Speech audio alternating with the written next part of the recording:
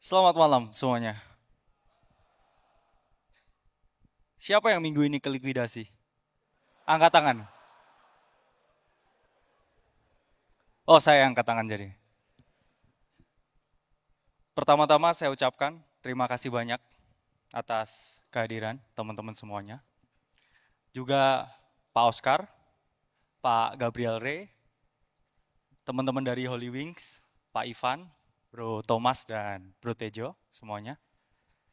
Jadi langsung tadi udah dipaparkan secara spesial oleh Bro Timothy. Sangat bagus pemaparannya, kita apresiasi semuanya.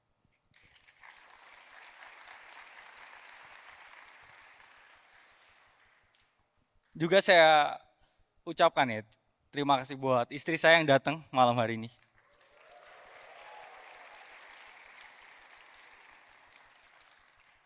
Alhamdulillah cewek anaknya.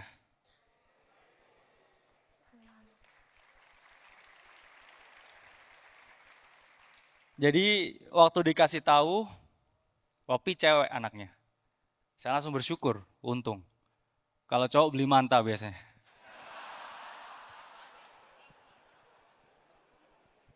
Oke, langsung kita mulai presentasi malam hari ini. Klasik, tapi nothing I say is financial advice.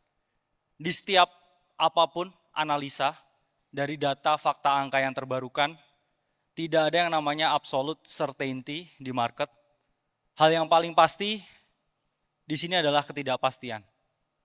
Jadi teman-teman harus paham dan melindungi diri kalian masing-masing. Oke, next. Tadi Bro Timothy udah bahas banyak sekali apa yang kira-kira akan terjadi di tahun 2030. Kesannya lama tapi 5 tahun itu sebentar. Seakan-akan 2020 itu baru kemarin. Sekarang kita udah 2025. 5 tahun itu adalah waktu yang tidak panjang. Maka dari itu ya sebaik mungkin kita persiapkan masa depan yang jauh lebih bagus dari sekarang. Next. Bro Timothy udah menjelaskan tentang AI. Tapi kalau kita lihat lagi datanya lebih dalam, AI akan jauh di luar kontrol manusia. Bahkan perkembangannya ini lebih ngeri dari yang kita bayangkan. Next. Orang banyak yang bilang, ya kita berdua ini sales crypto, sales Bitcoin. Tapi nggak ada yang pernah maki sales AI ya. Karena progression dari AI itu jauh lebih cepat daripada kripto bahkan.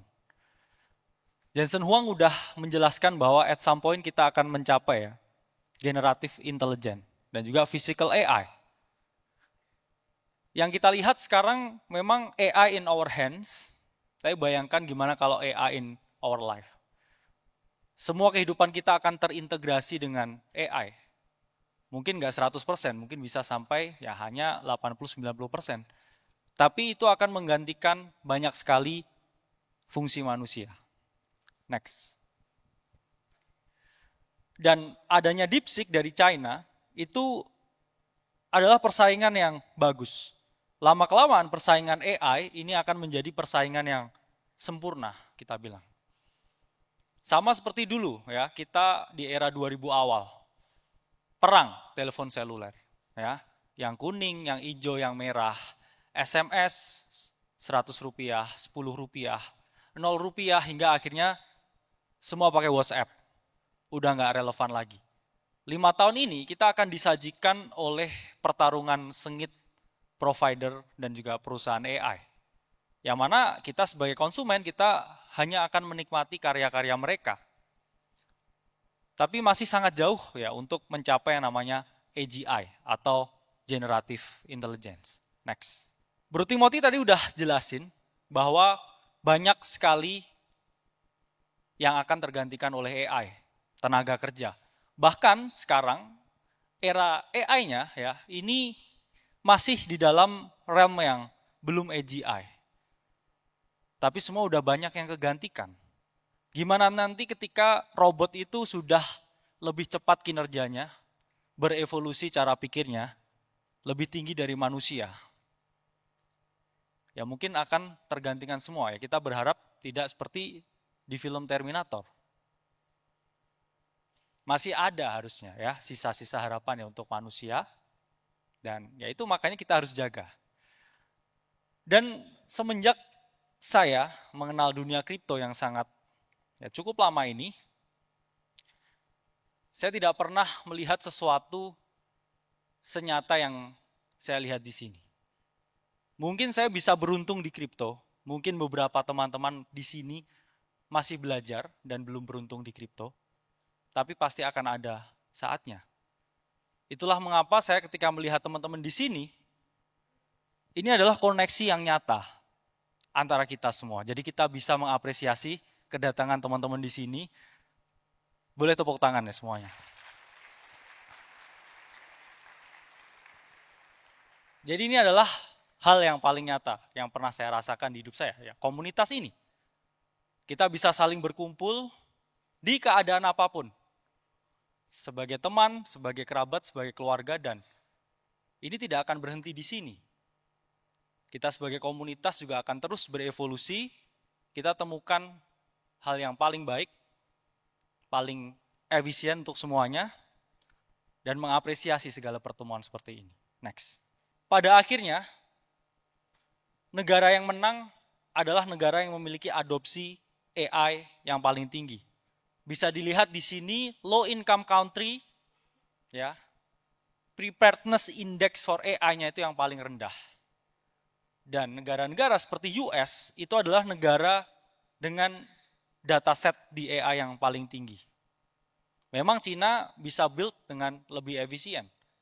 Tapi secara data consumption, nomor satu itu tetap di US. Ya, ini makanya Sam Altman, ya ini keluarin lagi kungfunya setelah beliau ini secara publik mengakui memang DeepSeek R1 saat ini itu jauh lebih advance daripada GPT yang ada.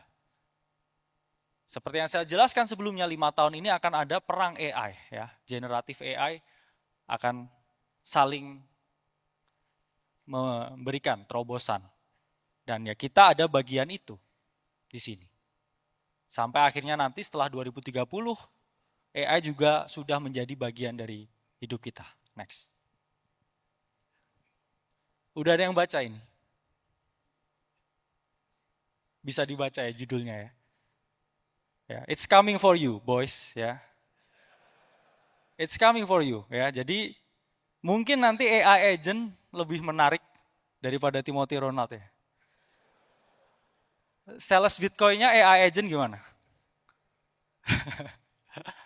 Next.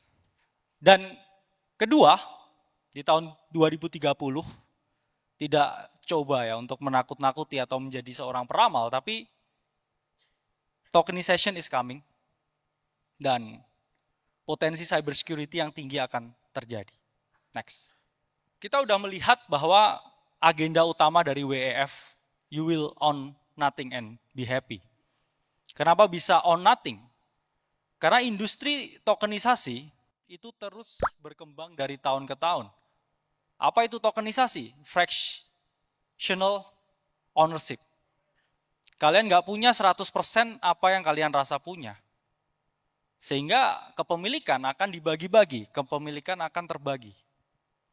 Dan ini adalah agenda utama yang didorong. Kalau kita lihat BlackRock, mereka ungkapkan, satu industri, satu sektor di kripto yang mereka hanya mau invest, itu adalah sektor tokenisasi. Jadi tokenisasi is coming for us. Next. Dan pasti ada yang namanya pro dan kontra. Memang ya secara teknologi digital, liquidity akan meningkat. Kita mungkin nggak harus punya 100% tentang sesuatu. Beberapa aset seperti yang tadi dijelaskan lukisan, harganya sampai 100 juta US dollar lebih, itu bisa fractional ownership. Kita bisa bagi-bagi kepemilikan. Semua aset, komoditas, dan juga digital item yang ada. Tapi itu pun juga memiliki sisi kontra. Dengan adanya teknologi tokenisasi yang terlalu tinggi, saya bilangnya hyper tokenization, yaitu pasti akan meningkat yang namanya risiko cyber security, risiko cybercrime. Next. Ini ada beberapa cyber security attack yang mungkin terjadi di tahun 2030. Bayangkan aja, ketika semua ini serba digital, hyper tokenization terjadi, dan boom, dalam sekejap ini bisa diambil dari tangan kita. Ya itulah mengapa di sini ada fungsi blockchain. Relatif lebih tinggi ya security on the Web3 basis daripada on the Web2 basis. Secara logika. Ya. Next. Dan ketiga, setelah AI merajai, kemudian manusia udah tidak bisa memegang kendali. Selanjutnya hyper tokenization, hyper cyber security risk, dan pasti akan banyak sekali konflik geopolitikal yang terjadi di tahun 2030. Next. Teman-teman, banyak yang benar. Kemungkinan besar tahun 2030 China will overtake US. Mengapa demikian? Hal utama yang menjadi alasan tersebut adalah populasi Cina itu sangat besar dibandingkan dengan US. US pertumbuhan sekitar 2-3% ekonomi setiap tahun. Tapi Cina karena penduduknya jauh lebih banyak itu di 5-6% pertumbuhan ekonomi setiap tahun. Jadi ya mau nggak mau dengan adanya jumlah penduduk yang lebih banyak di China, China will overtake US. Next. Dan Uni Eropa ya di tahun 2030 ini mereka akan memilih antara mereka berkubu dengan Cina atau berkubu dengan Amerika. Mereka ada di persimpangan. Pastinya mereka juga akan memilih yang jadi pemenang. Dan juga kita tahu Ray Dalio di bukunya dijelaskan bahwa China will overtake US secara ekonomi. Kita udah melihat ya sneak peek-nya di DeepSeek. Tapi kita juga melihat juga banyak dari Cina ya, teknologinya sedikit relatif overclaim. Oke, jadi itu akan menjadi perdebatan dan market yang akan menentukan. Dan kita akan menjadi saksi, ya kita akan melihat sejarah secara langsung. Next. Saya udah bilang ke teman-teman, the cycle is getting harder. Untuk jadi di 2021, crypto millionaire is easy, was easy. Tapi untuk sekarang, tidak semudah yang teman-teman bayangkan. Dan mengapa saya yakin cycle ini adalah cycle terakhir untuk teman-teman bisa memperoleh keuntungan maksimal. Bahkan sekarang pun, saya rasa teman-teman di sini juga udah mulai pesimis ya dengan keadaan market yang ada. Kok tambah sulit dibanding 2021? Kalian yang di sini dari 2021 pasti udah paham bahwa cycle-nya ini menjadi lebih sulit lagi. Gimana cycle selanjutnya? Pasti juga lebih sulit lagi. Next. Kalau kita lihat apa yang membuat cycle ini menjadi sulit, akan ada race untuk kripto dan juga race untuk AI. Next. Awalnya kripto ini memang hanya untuk masing-masing individu. Player versus player. Era di sekitar di bawah 2018, 2013, 2014, 2015. Kemudian institusi mulai masuk. Mereka bikin exchange, ya, mereka hold self custody. Kita akhirnya berkomunikasi ya antara player ya dengan company. Tapi eranya selanjutnya ini udah next generation lagi. Karena the country will join the race. Donald Trump dan juga USA ini juga akan mengadopsi Bitcoin, strategic reserve. Bayangkan gimana kalau negara yang udah ikut FOMO dengan trillions dollar yang mereka miliki dan kapitalisasi Bitcoin only yang masih di bawah 2 triliun US dollar. Akan ada inflow yang sangat masif dan FOMO ketika negara-negara ini ikut masuk, ikut membeli, ikut mengadopsi cryptocurrency dan juga Bitcoin. Next. So far, Donald Trump ini orang yang sangat konservatif. hal yang paling Trump tekankan itu adalah bisnis dan juga investasi. Dan ya kalau kita lihat ya, playbook US dollar setelah kemenangan Trump di tahun 2016. Awalnya optimis, tapi karena berbagai kebijakan waktu itu dan juga Trump mementingkan investasi, money will flow. Dan kita masih sangat yakin, ya, next, dengan Trump terpilih kembali, Bitcoin ini akan mengikuti playbook di tahun 2016-2017. Jadi memang setelah Trump terpilih ini, banyak saya bilang penyesuaian yang dilakukan oleh beliau. Dan market itu cenderung overreact. Overreaction itu adalah hal yang wajar, apalagi di aset yang spekulatif seperti cryptocurrency. Tapi gimana kalau kebijakan ini udah tune in? Gimana kalau mereka sudah mulai adopsinya?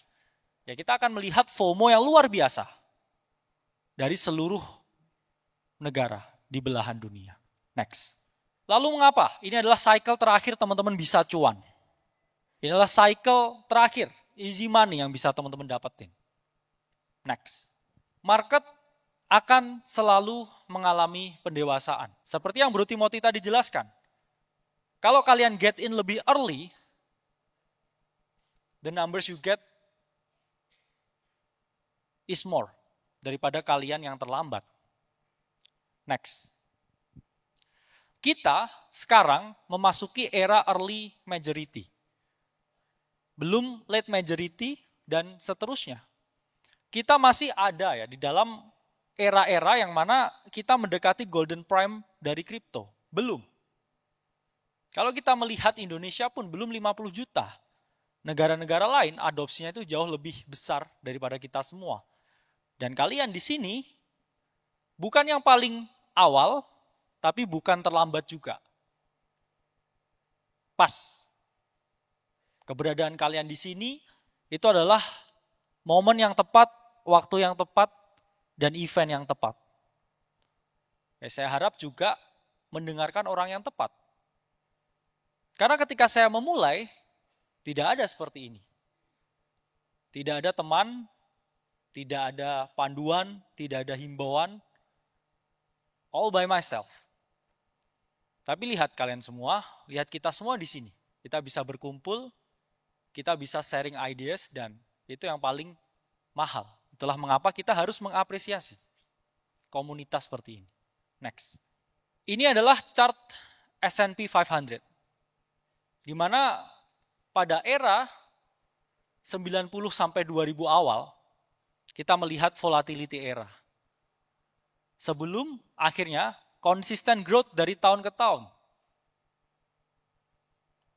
Next. Bitcoin ini sudah lepas dari volatility era. Kita ini sedang berada di dalam era konsisten growth tahun ke tahun. Itulah mengapa ketika teman-teman di kripto dan tidak memiliki exposure di Bitcoin sama sekali, itu adalah recipe for disaster. Karena sangat sulit bahkan untuk mengejar konsistensi growth dari Bitcoin kalau kita lihat secara teknikal. Dia udah lepas dari volatility era. Saat ini kita memasuki era consistent growth. Dari ke tahun, ini terus mengalami pertumbuhan. Tapi ingat, market akan lebih dewasa lagi.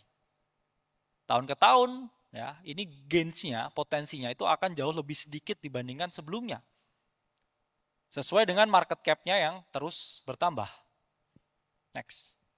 Jadi selalu ada the bonding curve, dan saya percaya sekarang untuk Bitcoin dengan adopsi negara yang terus bertambah, dengan regulasi yang terus mendukung, ya kita akan mengalami fase ya sebelum institution adoption dan country adoption, dan kita akan going parabolic.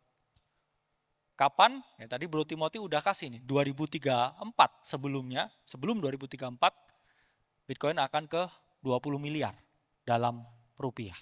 Next. Saya percaya kalau teman-teman position yourself now, itu akan mendapatkan pie yang lebih besar daripada setelah tahun 2030. Karena ketika terjadi penyesuaian yang besar di dalam dunia, ketika terjadi kekacauan, orang itu baru mulai sadar. Dan ketika orang itu sudah mulai sadar, tidak banyak pilihan yang bisa mereka pilih. Dan teman-teman, ini memposisikan sebelum sesuatu itu terjadi. Dan itu biasanya jauh lebih menguntungkan daripada mengantisipasi setelah sesuatu itu terjadi. Next. Itulah mengapa ketika market maturing, drawdown dari Bitcoin tahun ke tahun itu jauh lebih kecil. Awalnya ketika Bitcoin crash, drop sampai 90%. Kalian invest 1 miliar, hanya tinggal 100 jutaan. Kemudian 80%, 70%. Next ini mungkin ya 50-60%, hingga lama-lama hanya 20-10% dan mungkin nggak ada yang namanya bear market. Karena aset ini mengalami yang namanya pendewasaan. Next. Kedua, makin lama trading altcoin itu makin sulit. Karena pilihannya itu nggak sedikit dulu. Kita dibanjiri dengan banyaknya altcoin yang ada di market, tapi sedikit sekali altcoin ini yang perform. Next. Karena awalnya ya 2018 kalian ya tutup mata beli apapun masih untung. 2021 taruh beberapa juta bisa jadi miliaran. Sekarang taruh beberapa juta, besoknya dirakpul. Karena terlalu banyak altcoin yang ada di pasar, terlalu sedikit yang perform. Dan di cycle ini, ya, ini penjahatnya dua sebenarnya. Satu, itu adalah leverage trading yang terlalu berlebihan. Dua, itu adalah DEX trading. Di mana kita ya kasih duit kita ke developer, ya, yang akhirnya proyeknya juga nggak deliver dan semua turun. Next. Pilihan dulu itu beda dengan sekarang. Ya, sekarang semuanya ini bisa bikin koin. Semuanya, tapi yang mau beli koin itu juga tambah sedikit jumlahnya. Dana yang dikucurkan venture capital 2021 dengan 2025 ini juga berbeda. 2025 juga lebih sedikit tapi pilihannya lebih banyak. Itulah mengapa ya mereka harus tebar-tebar ke banyak sekali pilihan dan chances kalian untuk pilih salah satu yang jadi emas itu jauh lebih kecil. Dulu jauh lebih mudah. Next. Ketiga, bot dan juga algo itu akan membuat market lebih sulit. Jauh lebih sulit. Next. Kalau kita melihat ya industri algo trading, bot trading di kripto itu terus mengalami kenaikan dari tahun ke tahun. Hingga akhirnya nanti retail merasa terlalu sulit untuk trading kripto, almost impossible untuk day trading kripto. Semua akan diserahkan ke bot, algo trading, yang mana makin lama juga modelnya juga berkembang terus. Next. Lalu gimana caranya kita mengarungi cycle yang sangat berat? Ini aja berat ya, 2021 was easier than now. Tapi nanti cycle selanjutnya itu jauh lebih sulit lagi daripada sekarang yang kita bilang udah sulit. Lalu gimana? Di sisa-sisa 2025 ini, technically, practically, apa yang harus saya lakukan? Pertama, next. Tetap kerja. Ya. Ada yang quit kerjaan karena kripto? Coba angkat tangan. Angkat tangan. Yang mau fokus kripto. Terus keluar kerjaannya. Ada? Nggak ada ya? Ya kalau ada saya suruh panggil security. Ya, karena yang selalu teriak-teriak biasanya ya. Jangan keluar kerjaan. Ya. Tambah lagi income-nya dan jauhi leverage. Ya. Next. Karena Charlie Munger pernah bilang, ya, 3 hal yang membuat laki-laki bangkrut. Ya. Ladies. Ya. Enggak, saya setia. Ya. Liquor. Enggak minum juga. Tapi leverage trading. Ya, makanya hati-hati ya. Buat teman-teman semua. Next. Karena it's a very heartbreaking statistic. Ya, ini Bro Timothy yang kirim ke saya. Bro lu yang mana? Yang ini atau yang ini nih? Dia kirim gitu. Karena almost impossible to beat the market every single day. Dengan ribuan pair yang ada, posisi 2 arah, dan juga market direction yang sulit ditebak. Itulah mengapa ya dari 100 orang 13 yang keluar kalau di kasino itu menang.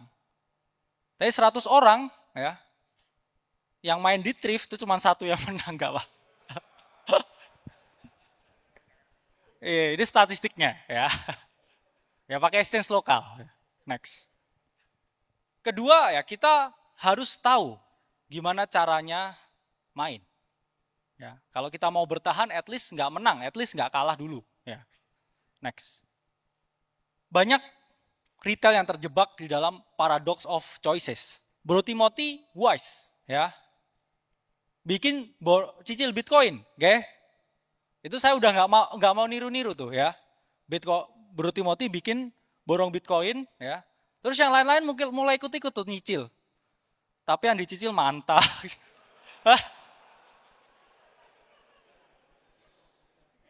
Apu.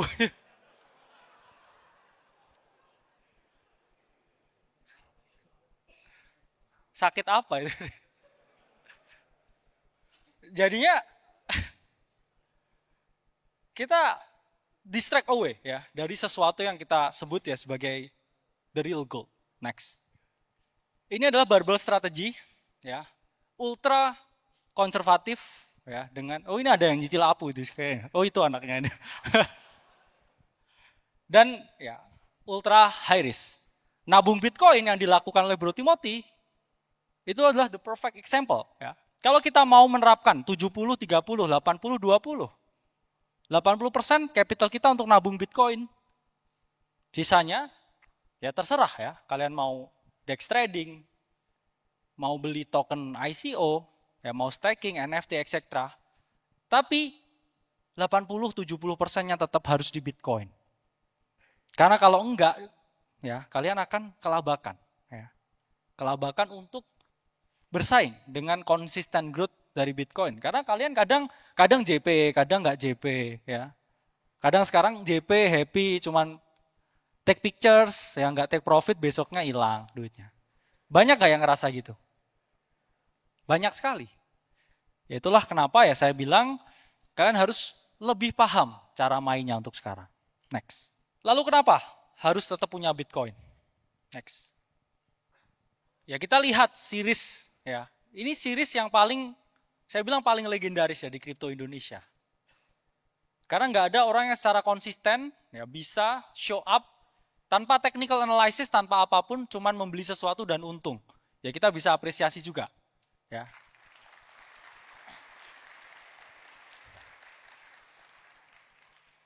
Karena ya saya melihat yang dilakukan Bro Timothy, yaitu mungkin ya yang terbaik untuk saat ini ya, money manager dengan alokasinya. Makanya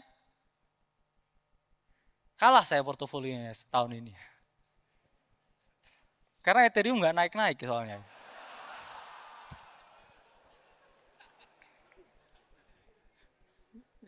Ya mention Vitalik dong. Ya, I'm a little bit ya getting burned dengan play altcoin. Tapi ya memang saya 70%, 80% masih ada di Bitcoin. Tapi 30%-nya ini ya apakah 10x? Masih belum. Sangat sulit untuk mengalahkan Bitcoin secara konsisten. Saya harus riset, harus rotasi naratif. Ya, AI super cycle tiba-tiba keluar DeepSeek boom.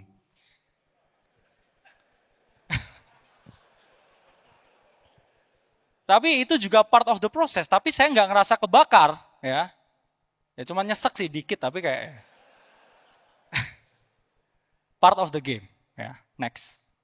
Kalau teman-teman beli Bitcoin di top 2021, beli terus setiap minggu, setiap hari, setiap bulan. Kalian masih gain 103%. Ini di pucuk 2021. Padahal kalau kalian tarik dari pucuk ke bawah turunnya 74%. Tapi kok bisa? Tetap untung 100%. Kalau kalian belinya secara berkala, kalian akan tetap untung. Itulah mengapa time in the market selalu better than timing the market. Always has been. Nggak ada secret sukses, adanya cuma konsistensi. Ya bahkan di beberapa platform ya seperti Indodax, Thrift juga bisa ya Pak, fitur DCA juga ada. Gampang ya, gajian nabung, alokasiin, terus ya udah ya. Secara otomatis akan di-assign untuk beli ya. Next. 3, upgrade kemampuan kalian. Next. Yang mana sebelumnya cuma di narrative research, technical research, fundamental research, kalian juga harus paham yang namanya sentimen, paham juga untuk melihat on-chain data. Karena it's necessary now. Ya. Caranya beda, jauh lebih sulit. Coba dilihat sentimennya ya, beberapa platform untuk melihat engagement dan sentimen, ini juga sangat perlu, sangat membantu. Next. Maksimalkan sektor AI. Saya masih percaya dengan AI super cycle, tapi memang segalanya yang nggak memiliki fundamental bagus sekarang akan terdiskon. Dan sesuatu yang memiliki fundamental itu akan tetap bisa bertahan. Dengan adanya DeepSeek, berbagai project-project AI, yang mana itu less fundamental base, itu akan tergantikan dengan mereka ya project AI yang memiliki fundamental yang jauh lebih oke. Jadi ini adalah seleksi alam, saya bilangnya. Oke, next. Kalender ini masih aktif ya. Kalau teman-teman lihat di 2024, itu hampir semuanya tepat sesuai dengan waktunya. Tapi sekarang ya, memasuki bulan kedua ya, tapi anyway Bitcoin ngepam ya sekarang ke 99.800 ya, bisa dicek ya. Karena kalau yang bilang ya setiap ada webinar Aceh turun ya, naik, pas naik ya. Jadi all the time ya, kita akan bisa melihat keakuratan ini di tahun depan. Next. 5 ya. Saya malas mau saya hapus tadi. Kok belum kehapus Jos yang tadi? Saya suruh hapus yang ini tadi. Next. Ya harusnya ya. Harusnya.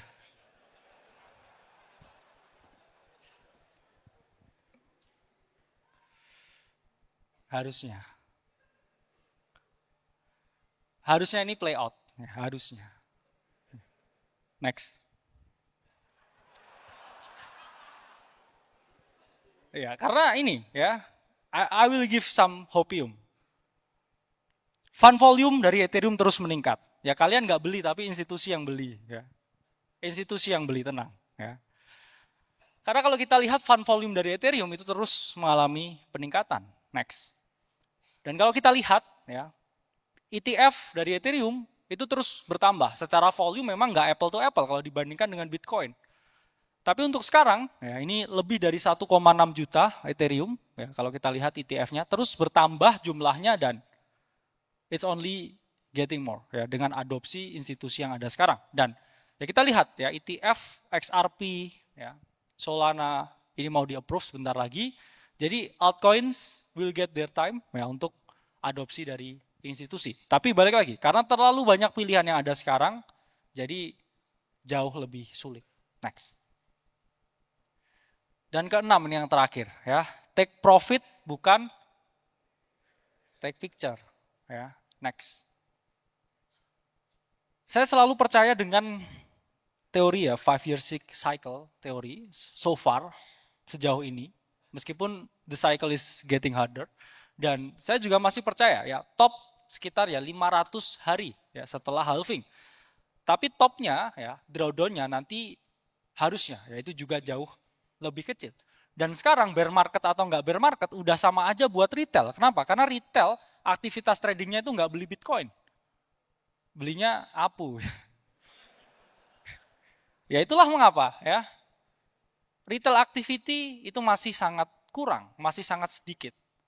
Drawdown Bitcoin nanti juga makin lama juga akan makin berkurang. Ya, kita berharap ya cycle-nya lebih panjang. Tapi kalau kita lihat time to time, top dari Bitcoin itu selalu 500 hari setelah Bitcoin halving. Saya nggak pernah advise teman-teman untuk sell semuanya Bitcoin. Next. Karena bear market itu nggak selama itu. Ya. Yang lama tuh nunggu mantan naik. Ya. Karena 3 konsekutif ya, green years dengan 1 drawdown di tahun. Apalagi kayak Bro Timothy ini, ya beliau ini nggak jual Bitcoin-nya, ya. Saya tanya kok kuat banget bijinya gitu. Karena bear market itu cuma setahun, ya, dan setahun itu waktu yang nggak lama. Apalagi kalau kalian takut ya nanti kelewatan ya waktu bear marketnya, ya jangan dijual semuanya. Next. Never sell your Bitcoin, tapi kalau sedikit nggak apa-apa biasanya. Karena kalau kalian ngurangin sedikit beban mental, apalagi yang beli Bitcoin dari tahun 2023, ya kalau udah di moonback ya terserah, hold forever. Tapi kalau kalian ya yang nggak siap dan juga nggak pernah ngalamin bear market sebelumnya, ya ini bisa jadi ya salah satu strategi di mana kita kurangi exposure, ya perbanyak cash USDT, dan kita flowing around tapi nggak pernah lari dari market. Kita selalu up to date dan kita juga akan selalu ada di sini untuk kalian.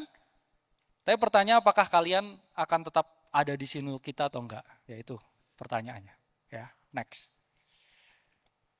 Dan terakhir, ya, nothing I say is financial advice. Ya, please do your own research. Dan saya Kalimasada dari Akademi Kripto. Sampai berjumpa di kesempatan selanjutnya.